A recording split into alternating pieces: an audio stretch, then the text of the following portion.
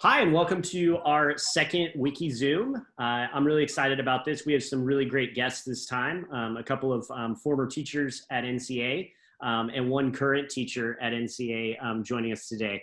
The question that we are going to be addressing today, it goes something like this. It says, what can I do if I'm trying to restore the relationship between God and myself? And the person says, I've tried to read the Bible, but the word doesn't come into my heart or my mind. And I can't pray because I get mad at God. One of the things with the question like this is that there could be a lot of things that are going on behind the scenes with this. And sometimes when we're thinking about a question of the faith, we kind of need to be like a doctor that's trying to diagnose something that's going on. And so today, with our three guests today, as we were talking just a few moments ago, we all kind of have three different diagnoses to what's going on here. And they overlap, they connect with each other, and they are a piece of what might be going on here. And so we would hope that we'd be able to listen in on this and kind of hear words of life and challenging words to each of us about this idea of how do you get closer to God when it seems like that God's far away, that your relationship with Him is difficult. And when it's not working, it just doesn't seem to be working. So our first person that is going to be answering is Mr. Weigand. And so Mr. Weigand's on, and he's going to address this question. Hey guys. Hey, so it's been about 2 years since I was teaching English and Social Studies at NCA, and man, we really miss it. I miss so much about NCA and Nicaragua. My kids do as well. I miss the drama department, but I have been involved in doing a little bit of drama and stuff here in my job here in the United States over the last couple of years. So that's been good. But as I thought through this question that Mr. House posed to you guys, basically the thing that came to mind was Philippians chapter 1, verse 6, that he who began a good work in you, faithful to complete that. And your life is a journey. Life has lots of ups and downs.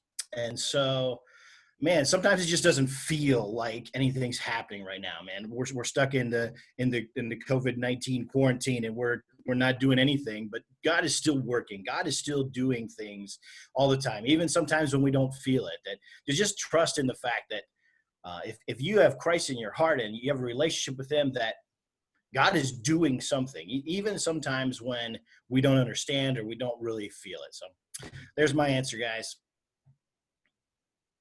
Yeah, and I think that's a really good answer for a lot of us. We find ourselves in a place of dryness and a place that it's difficult to move forward in our faith. Our second person that's going to answer this question is Mrs. Stuebner, coming all the way from Managua, and she's got a little bit different of a diagnosis. Why don't you go ahead, Mrs. Stuebner? Okay, so I am Mrs. Stuebner. I'm current teacher at NCA for middle school and high school science. Many of you guys know me. And so I've enjoyed working with you guys in my classes. My first thought on this question was that I love that this person seems to care enough about their relationship with God that they want to mend it, but that the anger is what's getting in the way here, and the anger is a block. And my first thought is I was thinking about that is, there are a lot of people in the Bible who were angry at God. And we know that because we can see their anger being publicly expressed. From Habakkuk, who basically says, God, why do you allow bad stuff to happen? And are you even listening to me? And then he sits up and waits for God to respond. Or Job, who basically, in chapter 7, says, I am not going to shut up. I'm going to pour out my anguish and my bitter complaint. Am I nothing to you, God? Why don't you just destroy me? Just leave me alone already.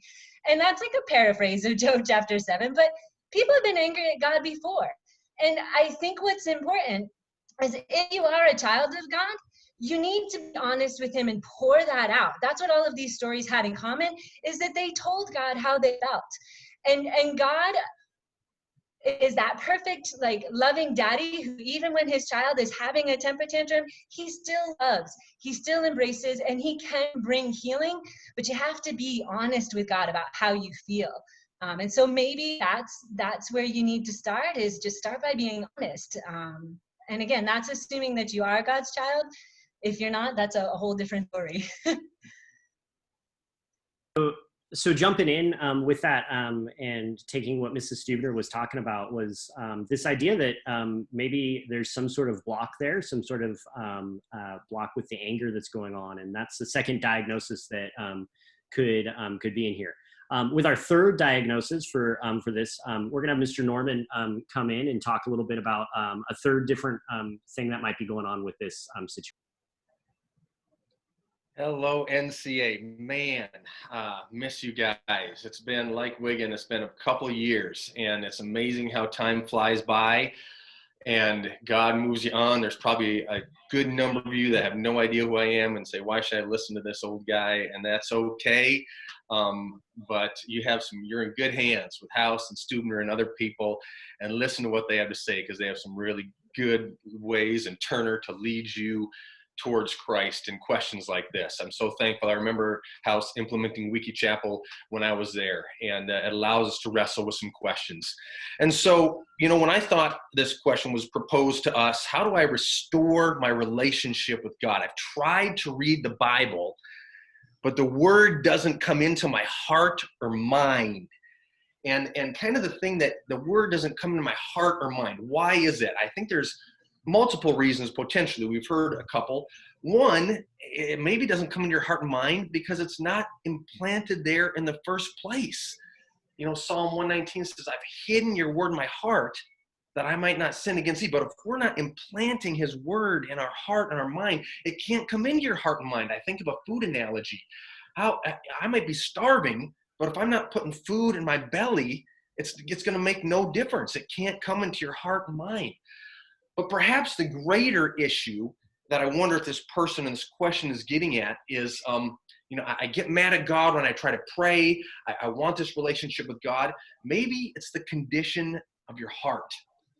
And I think Jesus addresses this well in the parable of the sower in Matthew chapter 13. I'm not going to read the whole thing, but as the sower, as Jesus plants the soil, you talk about the word doesn't get into my heart, or my mind or my heart. Maybe it's falling on wrong soil or bad soil. And if you remember that parable, when Jesus threw it on the path, all right, it couldn't even come up. All right. And maybe that your soil of your heart is not right with God, and you're not even a Christian. And the reason why it can't come into your heart and mind is because you don't have a relationship with God.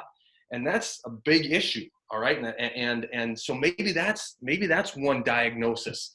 The other part is, it falls on the rocky ground, and the seed springs up. And maybe this individual who asked this question, your relationship with God, the soil springs up, but you're angry at God. You don't understand why COVID-19 is causing the havoc that it is, or messing up my life the way it is, or someone else has cancer that's close to you, or financial difficulties, or whatever it is, and you're just angry at God, and so it's not falling on fertile soil, and there's again a blockage in that relationship with God, and maybe that's another part of the diagnosis. And the third soil that falls on, that seed falls on, is the thorny soil.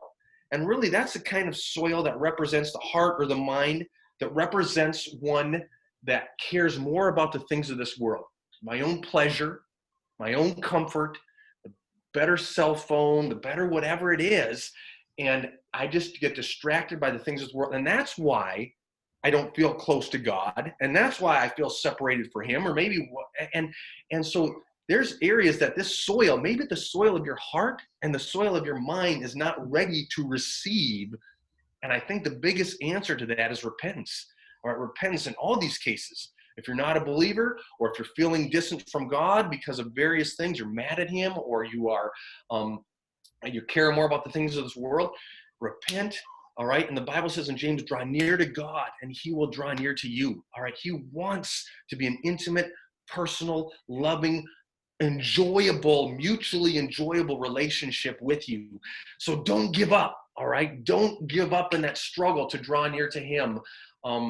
Young people, you can do it. I have confidence and I have faith in you, and I want you to experience, taste and see that the Lord is good in Psalm 34. And I want that for you, and I know God does too. Yeah, I want just to kind of wrap us up today. I really do want to encourage each and every one of you. If you're a believer and you're feeling like this time is a struggle, if you're having trouble reading the Word, if you're having trouble praying, if you are angry and feel distant, I want to remind you of what Mr. Norman just said. Draw near to God, and He will draw near to you. That He is a loving Father. Like Mrs. Stuebner said, that He will draw us through, that He won't stop working in our lives. Like Mr. Weigand said, that He is there. And if you're not a believer today, that path is open to you right now. That Christ loves you. He wants you to draw near to Him in repentance. And He wants change to come into your life. And so our hope, my hope, as we've been praying this entire year and talking about the Holy Spirit, is that you have ears to hear, and you have a heart that is soft to this good news, that it is Christ that can and does change people. And that's open to you right now. And I would hope that that you would seek that out, whether that's touching base with a teacher or a friend that you know is a believer and saying, like, there is some things going on, and I need the Lord in my life. Would you pray for me? That is one great way that you could move forward with this question. Thank you, teachers and former teachers, for joining us today. It is such a joy to see you guys. I'm sure that we have a lot of people that are really excited to see your faces. And we hope that soon we'll get to see each other again, not on a computer screen, but in real life. And so thank you for your time today. And I think that about wraps us up today. Thanks.